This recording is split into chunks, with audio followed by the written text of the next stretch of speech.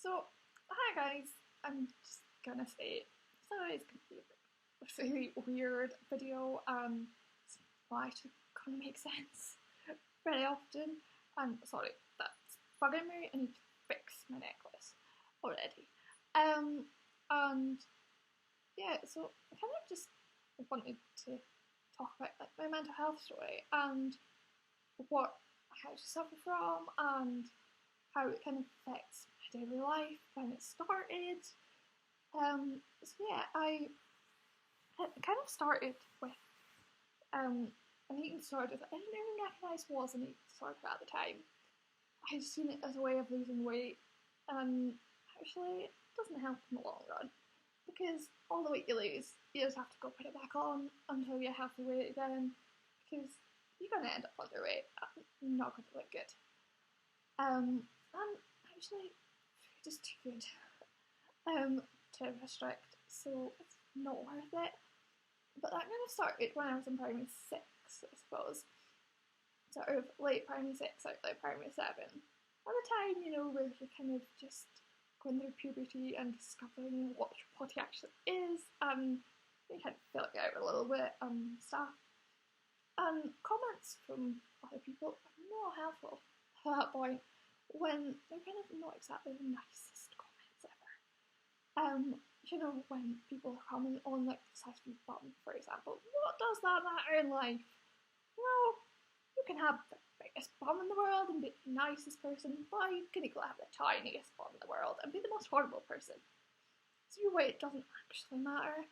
But obviously, to me, it matters a whole great big deal. Although I don't think it should.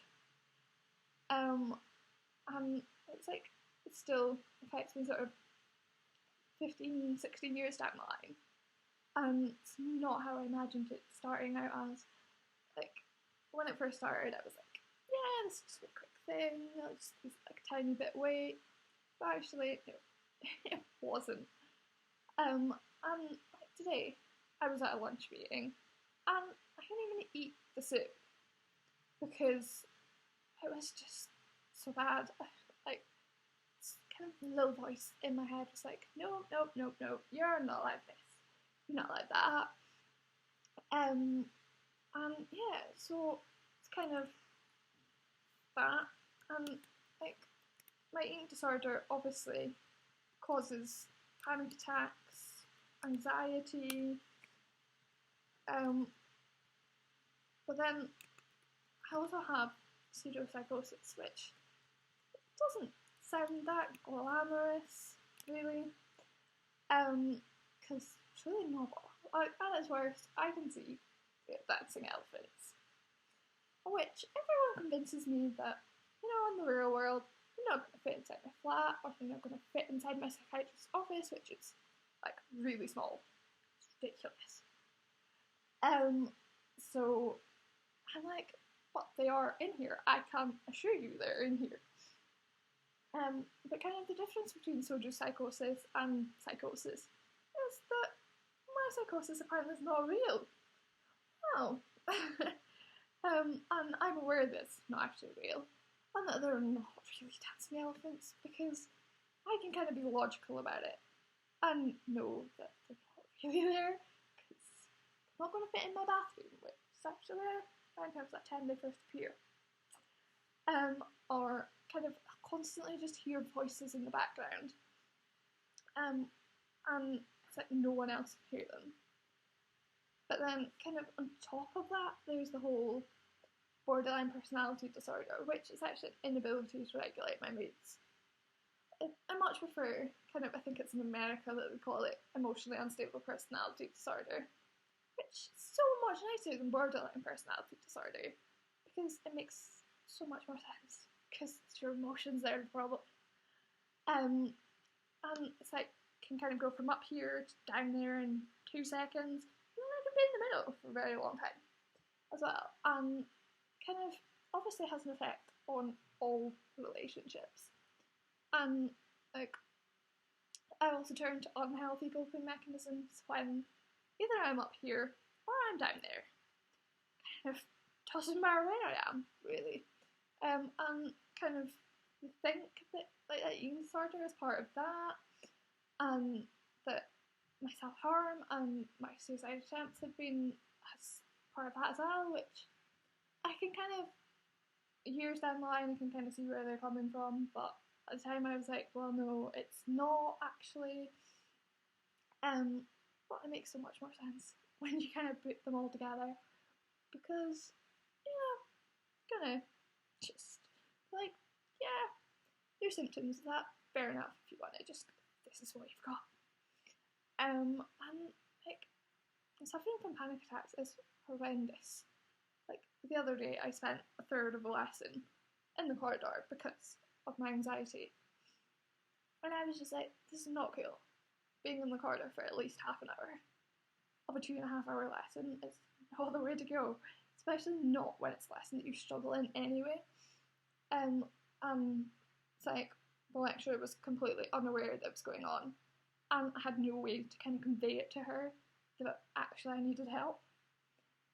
So when I went back in, my friend was like, "You're shaking, what is wrong?" And I was like, "Nothing, it's fine, we'll just carry on like normal." And then he kind of kept pushing, and I was like, "Look, just had a panic attack."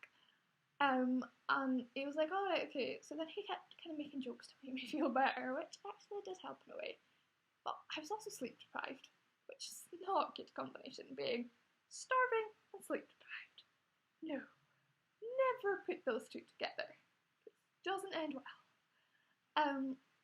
You know, having insomnia and hypersomnia, the two kind of clash. Right now, I don't know which sort of way it's going, because there are nights where I sleep perfectly fine, and I get loads of sleep, and it's great. And then there are other nights where I get no sleep whatsoever, and equally, it's not that great when you're trying to wake up, and your brain goes, I could go some sleep now. Again, the other morning, it was 20 to 6, and my brain was like, I want to go to sleep.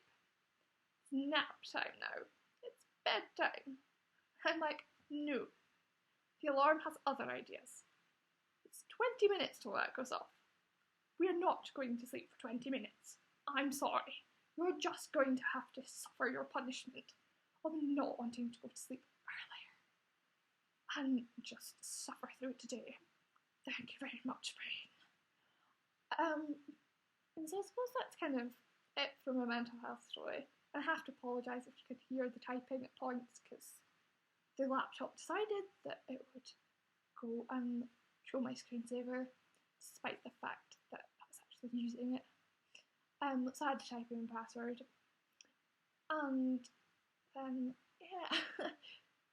So I cannot be bothered to edit that part out, because it's the reality of filming, I suppose.